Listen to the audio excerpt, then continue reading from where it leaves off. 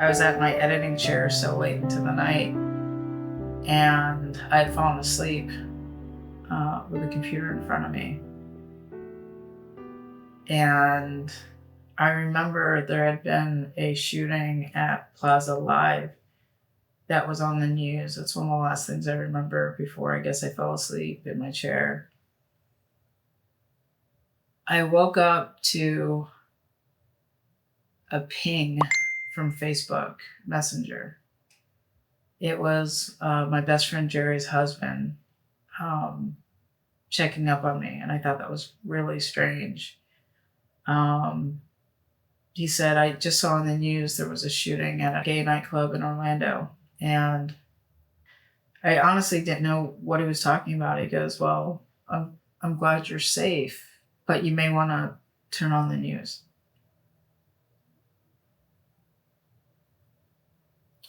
And I did. And what I was saying was awful. It was god awful.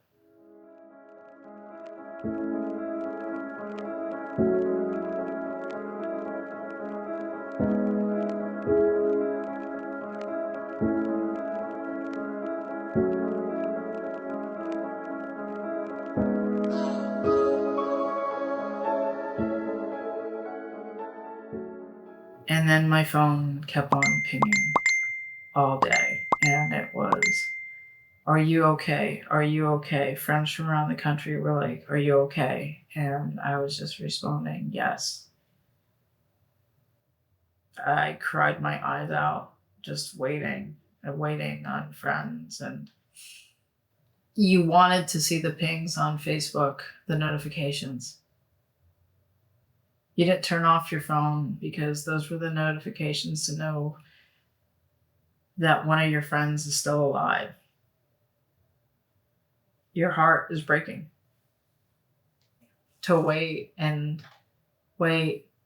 check up on people. That's what June 12th was for a lot of us.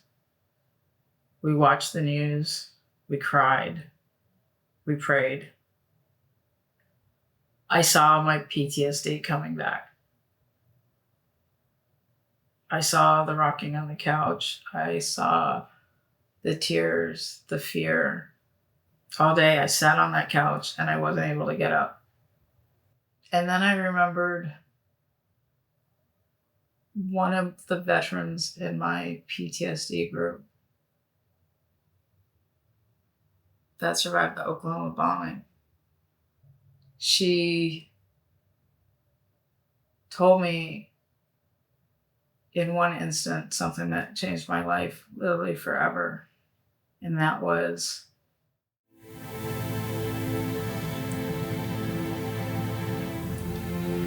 we see it.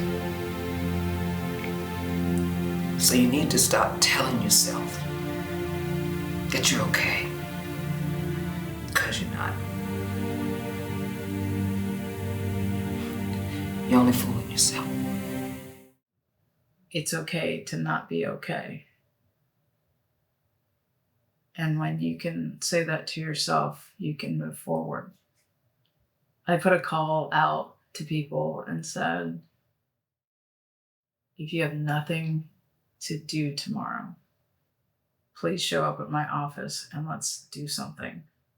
I remember going into Target and we had started just grabbing shopping carts and filling it up with water and tons and tons and tons and tons and tons of water and some little granola bars and things like that. And or just in line, and this beautiful woman just asked, what is this for? And I said, I'm just doing what I can. And she instantly knew what that meant. And she said, I have to go to work today, but can I do something? And I was like, sure, absolutely. She just put down her credit card and paid for all that. That's what community was. She gave me one of the biggest and longest hugs there were multiple times like that happened. We're at Target. We're loading up our cars to go hand out supplies to people. I just want to thank the kind people in the store that donated money to help us buy the supplies to take down there. There are great people in the world. Please remember that and pray for people today. We're at Walmart parking lot doing what we could do, and this wonderful woman, Eleanor, decided to donate some water and some bananas so we could go out there and do some support for the first responders out there. Orlando is strong and we will not be stopped. My friend Sarah was up in DC and saw my post and said, I don't know what I could do from here. And I said, Orlando is hot as hell. And these people are burning, standing in the sun, waiting to donate blood. The very next day, a box was shipped to my business and it was filled with banana boat sunscreen, like multiple boxes of banana boat sunscreen. These little guys. We're going out today again to hand out water, and the gracious people of Oracle, all the way up from Washington D.C., asked us what we needed, and they brought us sunscreen. So we'll be handing out sunscreen today. She was in D.C. She wasn't around the corner, but she helped the Orlando community because she saw there was a need and just did something. The line for one blood went for miles. In heat that was just unimaginable. It was so hot. And when we showed up, we were really just welcomed.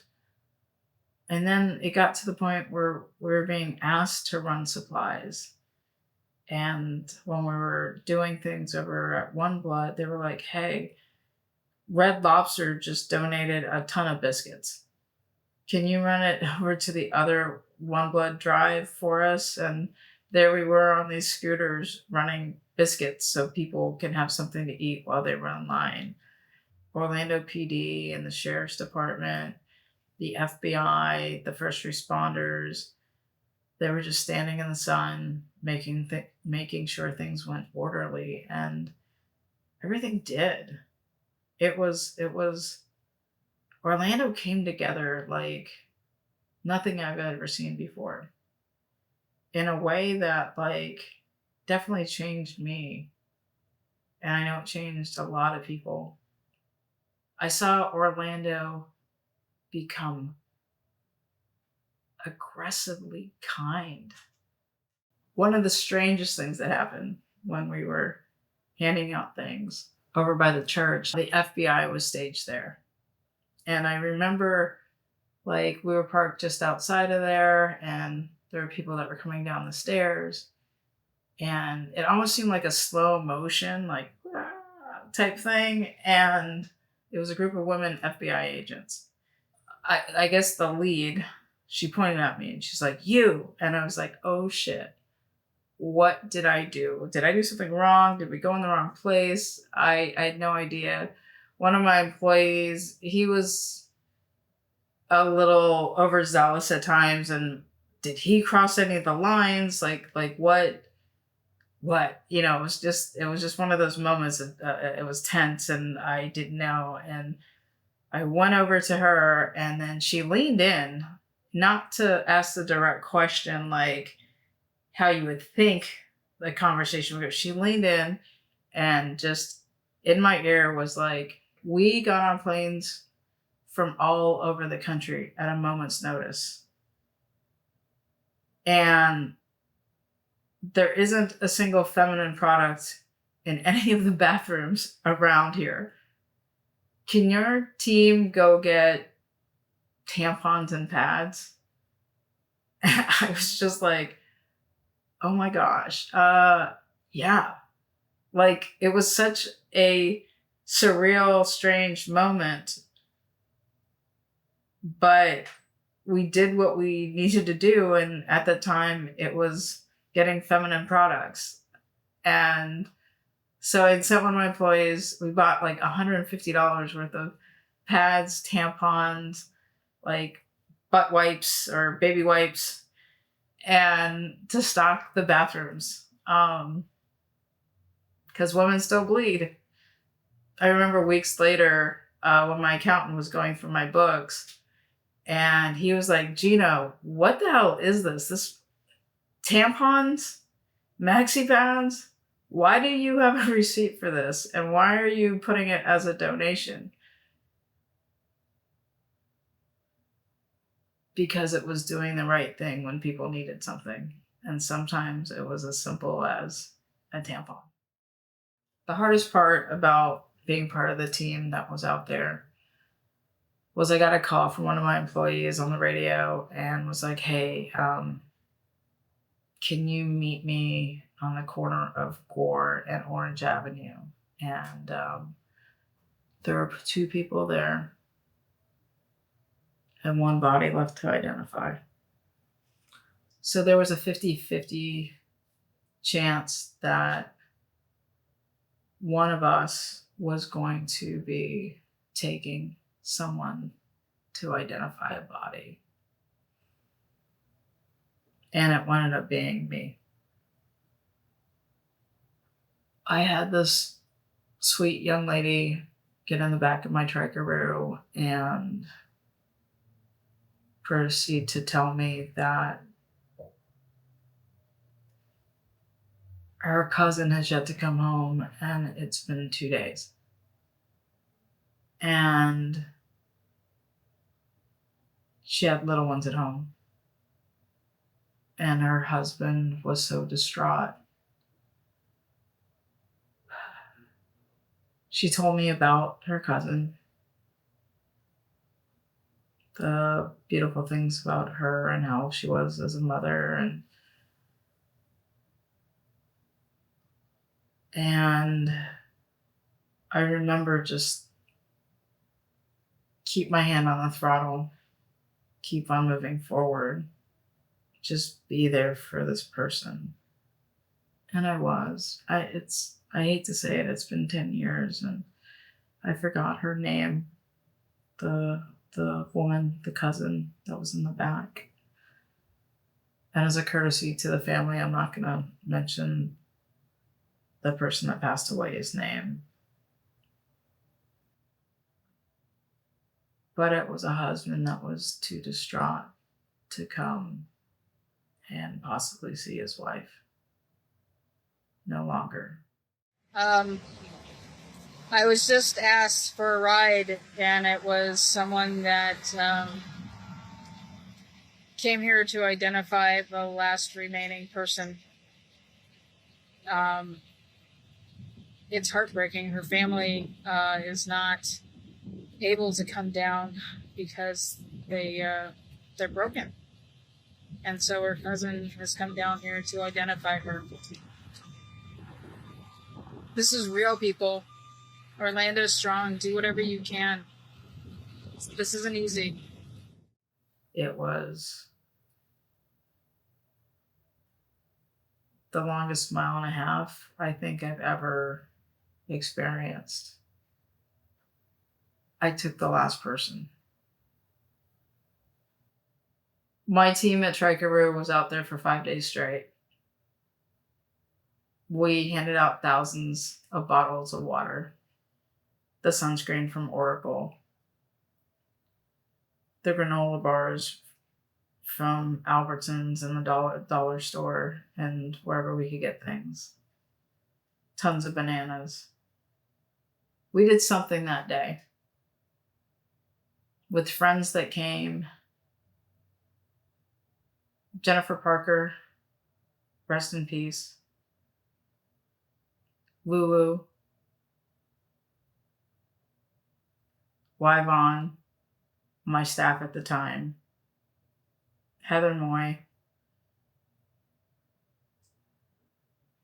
And I know there's some people I forgot here, but I thank you all for helping me get off the couch that day and helping me deal with my PTSD because I needed to do something.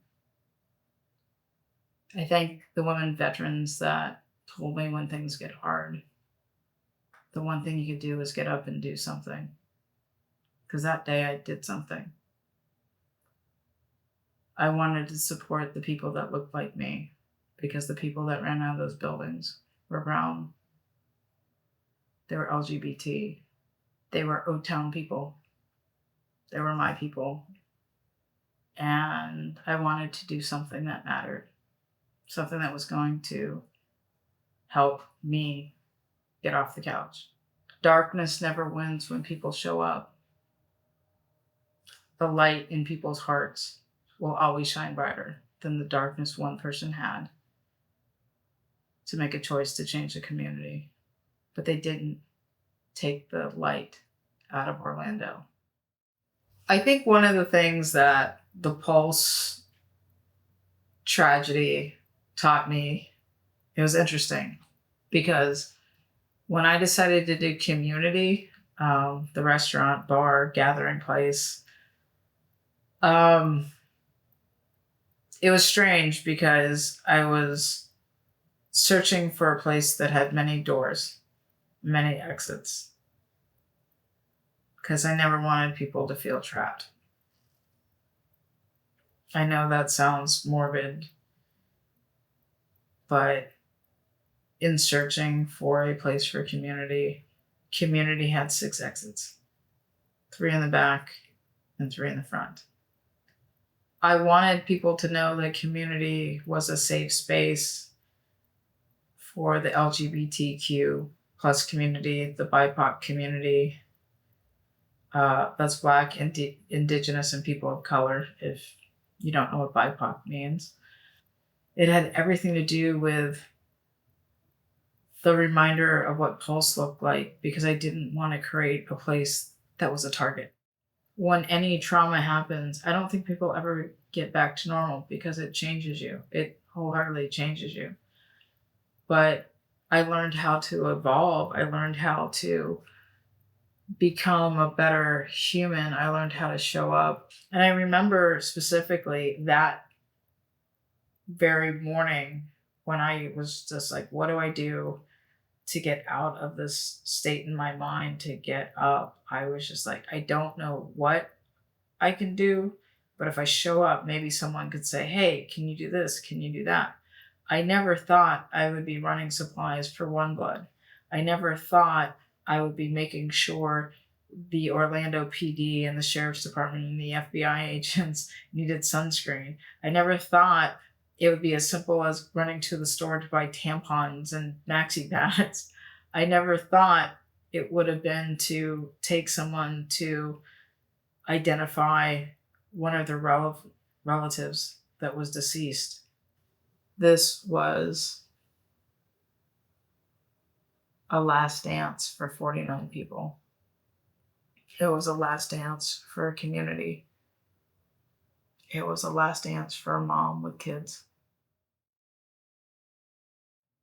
If this story resonated with you, please subscribe. If this story you were touched in any way, please subscribe, follow me. I will be telling stories, a lot of stories, and a lot of things that will help you hopefully just take the next step. Because in taking the next step, we're capable of living our best life, even when we're knocked down. Mother, today was so unfair.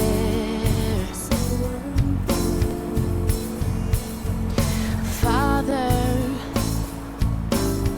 they don't know us there.